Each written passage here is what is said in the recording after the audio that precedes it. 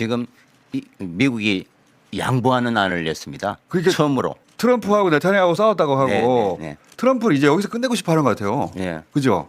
그 이란은 더 이상 말려들이지 않겠다는 확고하고 뭐 정치도 개장하면서 이제 정상적인 생활을 하겠다 하니까 이제 이란 증시가 개장됐다면서요. 겸해서 오히려 정상 국가로 이란이 더 빠르게 이제 가고 있으니까 미국도 야 이건 도저히 안 돼. 체제 붕괴 어렵고 조금이라도 양보해서 끝내면서 중앙선거 대비하자. 그러니까 이스라엘이 반대하고 있는 협대인데 어느 때보다도 좀 유리한 국면인 것 같습니다. 지금까지 트럼프는 일시에 모든 것들을 딜하자고 했었거든요. 네. 그런데 처음으로 단계적인 그게 이란 아닙니다. 그러니까 동결, 봉쇄 이런 것들은 먼저 하고 핵을 뒤에 하자고 얘기했어요.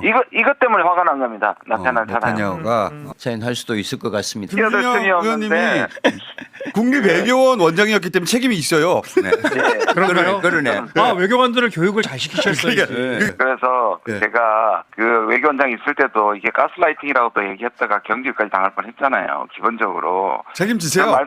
그렇죠. 그래서 제가 사실은 연임을 제가 거부했던 겁니다. 연임을 그런 상황에서.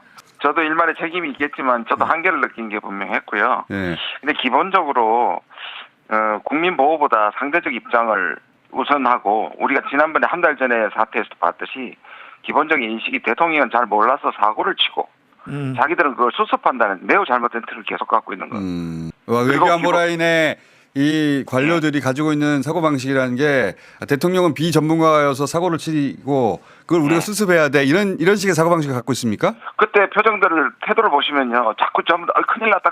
대통령 저 말씀하시면 안 되는데 라고 수습하는 모습이 그 그렇지. 장면에서 나오잖아요. 이 큰일 났다는 표정이 지금 너무나 상식적이고 합리적이고 논리적인 얘기를 하고 있는데 저는 대통령이 엄청 멋있었습니다. 진짜. 정확하게 보면요. 대통령은 국제법적이든 외교적으로 틀린 게 하나도 없습니다. 오히려 그동안에 잘못된 관례를 안 따른 것이지 하나도 국제법적으로나 원칙적으로 틀린 말 한 게 하나도 없습니다. 기본적으로 지금 대통령하고 이 관료들이 격차가 벌어지는 이유가 있습니다. 그러면 우리가 질문할 수 있잖아요. 대통령께서 몰랐을까? 네. 처음에 지명할 때 왜 그랬을까? 그거를 조세준이 이런 말을 했어요. 자기가 떠나면서 이재명 대통령에 대한 낙인 효과를 푸는데 자기도 공헌을 했고 많이 풀렸다. 이 말이 뭐냐면 지금까지 진보 대통령을 포함해서 이재명 대통령이 될 때 미국 쪽에서 계속 반대했던 공작들, 압박들이 있었잖아요. 저 사람 되면 친중이다, 진북이다, 진보 정부한테 낙인하고 우리 보수 언론들이 그런 것들을 확인시키는 것을 자기가 풀어줬다고 얘기하는데 여기에 키가 있습니다. 뭐냐면 대통령도 미국을 일단 안심시키기 위해서 이 사람들을 전면에 배치한 거거든요. 그래서 대통령이 된 다음에 지금 자기 얘기를 하고 계시잖아요. 그러니까 이게 이격이 벌어지고 있는 겁니다. 어느 순간에는 대통령께서 결단하셔야 될 거라고 생각합니다. 그 중요한 일화가 하나 있는데요. 탄핵안 첫 번째 실패했잖아요. 두 번째 했을 때 기억하실 텐데 거기에 빠졌죠. 추가를 해야 돼요. 내용을 추가를 해야 되는데 그중에 하나가 미일에 지나친 편중 외교를 집어넣습니다. 그래서 그거를 미국 쪽에 대사관에서 항의를 하니 우리는 이게 쓴 적이 없다라고 일단 이 얘기를 한 거예요. 캠프에서 민주당에서. 그래서 제가 전화를 하나 받았습니다. 신문들에 지금 저쪽에서 뭐라고 얘기하냐. 김준영이 있었다. 제가 평소에 얘기한 적은 있어도 제가 왜 그 탄핵을 제가 씁니까? 네, 이 말은 뭐냐 하면 미국이 그 정도로 이런 것들을 끈끈히 해가지고 대통령 시키지 않으려고. 당시에 김문수나 이런 거 보면은 계속 그 어떤 의미에서 같이 공조를 하면서 대통령 되는 걸 막기 위해서 어떤 의미에서 대통령은 그것을 타협한 것이고 대통령이 된 다음에 지금 자기의 본심이 나오고 원칙이 나오니까 이게 이격이 벌어지는 거예요. 대통령과 통제 철학을 공유할 외교관들을 충분히 양성해 놓으셨습니까? 저는 이분들을 대체할 만한 적절한 인물을 선발할 수 있을까? 적어도 그것도 고민이고요. 그래서 이번 기회에 각 전문가들을 외부에서 과감하게 발탁해서 좀 이제 외교부 체질을 바꾸는 노력도 해야 될 것 같습니다. 예, 저도 그렇게 생각합니다. 예. 저는 이번 계기가 굉장히 중요한 과정 중이라고 생각하는 게 뭐냐면요.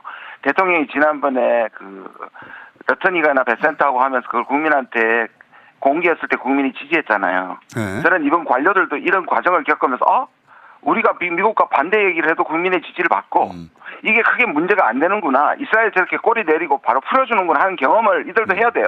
이스라엘 총리 체포 얘기해도 되는구나. 그러니까 이 경험이 중요합니다. 전부 다 이스라엘 입장에 서가지고 우리 외교 안보 라인의 엘리트들이 대통령한테 보고하는 모습이 생생하게 중계됐단 말이에요. 대통령은 굉장히 답답해하고. 외교관들 교육을 새로 시켜야 될 것 같습니다. 유엔 사무총장이 2013년 10월 7일 하마스가 이스라엘 공격했을 때 공식으로 유엔 공식 발표를 했습니다. 2003년 10월 7일 하마스의 이스라엘 공격을 그 사건으로만 보아서는 안 된다. 그렇죠. 지난 57년간 축적되어 있는 모든 과정의 경험과 사건 속에서 파악해야 된다. 그렇죠. 유엔 사무총장의 공식 입장입니다. 아니 우리가 일제 강점 당하고 있는데 우리가 독립군이 반격을 했어요. 그걸 테러라고 일제는 그랬겠지. 근데 우리 입장에서는 독립전쟁 아닙니까? 그 팔레스타인 입장에서는 독립전쟁을 한 거예요. 말하자면 우리 관료들이 하마스가 먼저 공격해서 그랬다라고 말하면 안 되지. 유엔 안보리 결의안 242조 338조 등에 대해서는 명백한 점령이 불법입니다. 이거는 이미 유엔 안보리 결의안 100회 이상 결의에 나갔다. 부당하게 점령지로부터 이스라엘군의 즉각적인 철수와 영토 반환을 하라 하는 게 유엔 안보리 결의안이 지금 이제 242조 308조 준수하라는 게 100개 이상이 나왔고 지금 유럽의 이스라엘 우방이라고 하는 유럽의 대부분의 국가가 이번에 그 이제 구호선단의 그 공회에서의 납포는 불법이라고 얘기하는데 아직도 우리 외교관들이 그런 인식을 하고 있다는 거 굉장히 놀랐습니다. 이 외교도 이제는 본격적으로 국민 주권화 시켜야 되겠다. 대통령은 굉장히 상식에서 이야기하는 거잖아요. 그게 그 이스라엘 영해야 이 질문을 하는데 아무도 제대로 대답을 못 해요. 우리 국민들이 가지 말라는 데로 가면 그러면 보호 안 해도 되는 거야?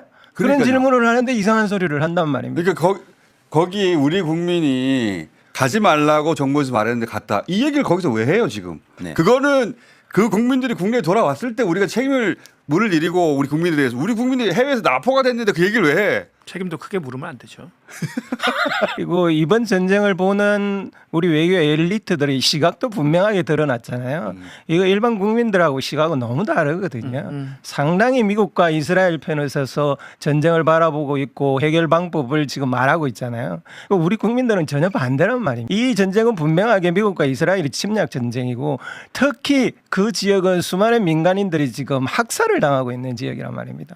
거기에 대한 출발 자체가 다른 거예요. 대통령께서는 거기에서 학살당하고 있는 민간인 그들에게 지원을 해주기 위해서 떠난 여기 한국인 2명 그분들의 관점에서 이 사건을 바라보고 있는 반면에 그 외교 엘리트들은 이거는 전쟁의 공학적인 관점에서 자꾸 접근을 하고 있단 말입니다. 이 심각한 격차가 있고요. 이 격차를 빨리 줄여야 됩니다. 검찰 개혁하듯이 외교부도 국민들이 기본적으로 생각하는 방향 속에서 외교가 이루어져야 되는 거죠. 근데 이게 이제 우리만 보낸 게 아니고 네. 지금 40개국에서 450여 명이 50개의 배에 나눠져서 이제 그야말로 글로벌 순수한 인도주의의 하나의 표상인데 우리가 공개적으로 보내지는 않더라도 간 사람을 대해서 폄하하는 것도 잘못됐다고 생각합니다. 우리가 오히려 국제적인 위상을 높여주는 그 결과였고 잘못된 전쟁에 대해서 당당하게 얘기하니까 반응하잖아요 바로. 맞습니다. 그게 가장 큰 성과였던 것 같아요. 지금까지 난 우리나라의 대통령이 이렇게 국민의 입장에 있어서 국제법에 의거해서 명확하게 발언하는 걸 처음 봤습니다. 그보다 더 중요한 것은 우리 국민만 구출한 게 아니라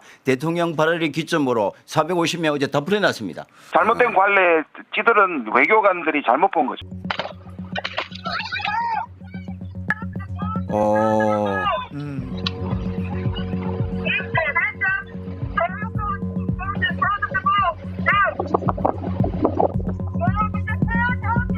그 공해상인데 무조건 잡아가는구나 저렇게 민간인들. 배는 폭파해가지고 네. 예. 자, 빠뜨린다는 거 그걸로 아니에요? 수상시켜버립니다. 남의 재산을 어떻게 그런 권리가 있어? 구호 문자가 근데 또 저게 있었을 거 더 아닙니까? 심각한 거는 저거를 그냥 의도적으로 공개한다는 게 지금 이스라엘 얼마나 오만한가를 보여주는 거예요.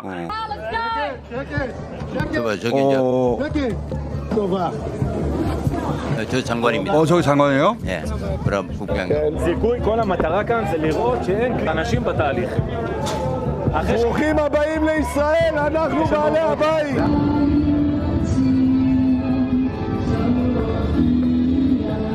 ישראל חי. 이스라엘에 감금돼 있는 인질로 잡혀 있는 팔레스타인 사람들에 대한 대우가 어떨지 우리가 충분히 짐작하고. 현재 이스라엘 내에서도 이게 팔레스타인 사람들이 9,600명에서 10,000명 정도가 지금 구금돼 있습니다. 그 뉴욕타임즈에서 그 이제 성폭행이나 이게 구금에 대한 그 보도가 돼서 지금 이스라엘하고 뉴욕타임즈하고 소송할 정도까지 굉장히 심각한 건데 ICC 회원국들이 43개가 유럽에 있는데요. 네. 그중에 32개 국가가 네타냐후 체포안에 대해 동의를 했어요. 대통령께서는 그렇게 화를 낼 생각이 저는 없었다고 봐요. 간단하게 우리 국민의 생명이 지금 위험하니까 그것을 보호할 장치를 빨리 강구하라라는 이야기를 하려고 했는데 근데 외교 엘리트들은 끝까지 외교공학적이고 외교기술적인 이야기를 하면서 끝까지 그 대통령이 하려고 하는 그 간단한 상식에 동의를 하지 않았어요. 길들이려고 하는 것 같다는 느낌이 들어서 참으로 걱정스러웠습니다. 자기들이 지금 잘못하고 네, 있는데 대통령이 지금 너무 외교 안보를 몰라서 외교적 결례 혹은 실수를 하고 있다고 생각하고 자꾸 그 말을 막으려고 하는 태도였잖아요. 네. 한국이 세계 질서 변화에 부응하기 위해서 전략적 자율성을 제고하려고 하니까 러시아가 적극적으로 협조해 달라. 러시아에서는 한러 관계 그 악화의 책임이 한국에게 있다. 자꾸 이런 얘기를 많이 하거든요. 아니지 자기들이 전쟁을 해서 그렇지. 그래서 이제 진짜 우리는 전략적 자율성을 제고하고 싶은데 이제 미국에 대한 안보 의존에서 좀 벗어나서 그러고 싶고 중국에 대한 경제 의존에서 벗어나고 싶은데 도와줄 거냐 아니면 누구에게 책임이 있냐고 토론하면서 밤을 샐 거냐.